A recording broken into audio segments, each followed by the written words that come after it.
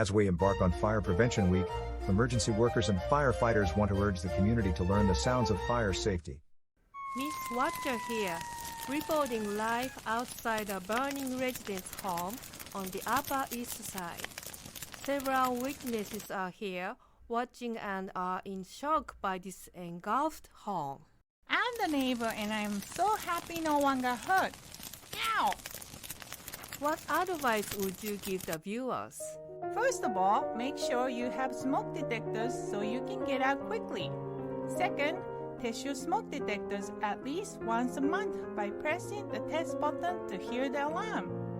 Third, please change the battery if the smoke detector starts meowing. Oops, no chirping.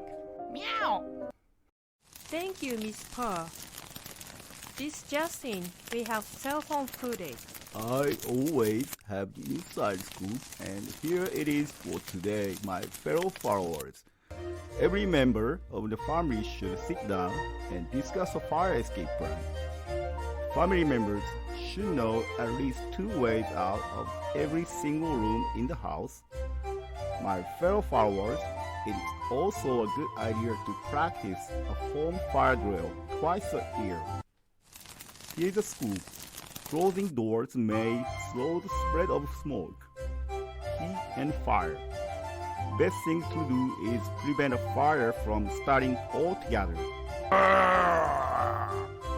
The leading causes of fires are unattended cooking, electrical equipment including overloading outlets, heating equipment, candles, etc. We are now standing at the scene with Miss Patty, the homeowner. Miss Patty, can you confirm that the smoke detector saved your life?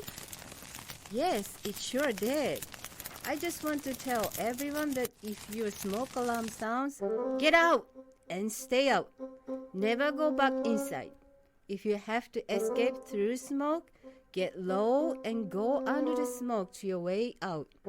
Call the fire department from the same place, 911, DSN, and Allied Terraces, or 046-407-2911 from your cell phone. Learning and knowing the sounds of fire safety saved my life, and it can do the same for you.